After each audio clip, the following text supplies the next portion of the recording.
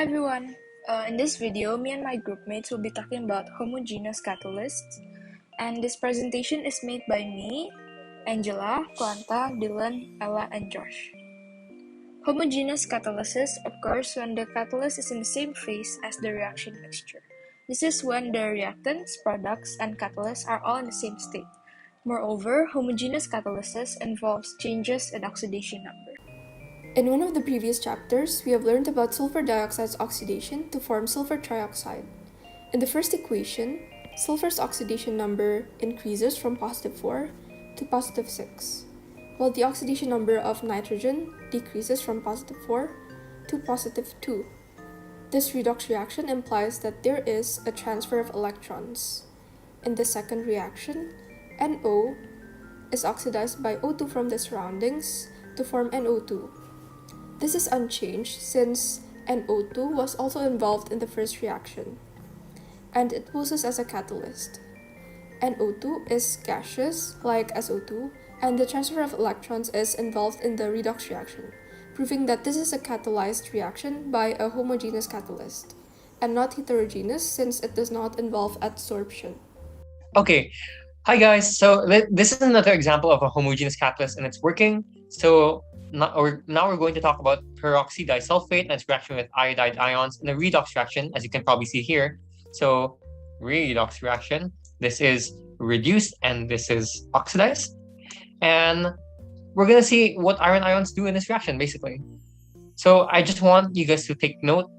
So these two negative ions, and take note that the product is two sulfate ions and an iodine, elemental iodine. So let's get started.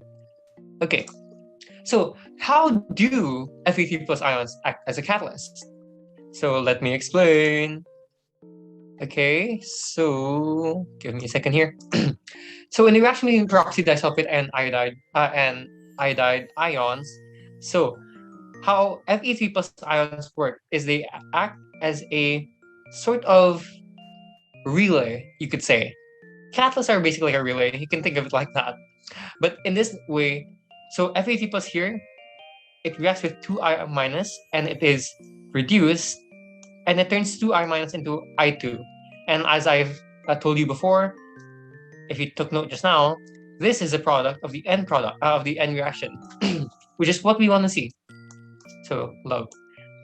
Then once this is reduced, it is oxidized once more to reform Fe3 plus ions. At the same time, the peroxydisulfate is reduced into sulfate ions.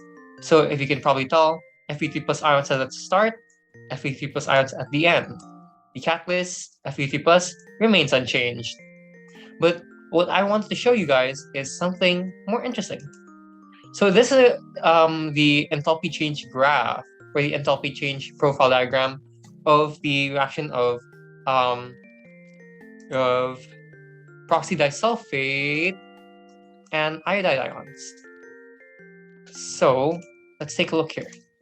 So in the uncatalyzed reaction, because these two are two negative ions, as we all know, same poles, they repel, and the same charge, they also repel. So that's why there's such a high activation energy here, such a steep curve before it goes down. So what the catalyst does, as you guys probably already know, it provides an alternative pathway that lowers the activation energy. So in this case, it's the formation of, like, as I've said just now, Fe2 plus ions and then Fe3 plus ions. So it basically bridges the two reactions between iodide ions and the S2, O8 2 minus ions, the peroxydisulfate. So essentially, it lowers the activation energy, and yeah, pretty much it. So thank you guys for listening. Here's a heart for you. Bye-bye.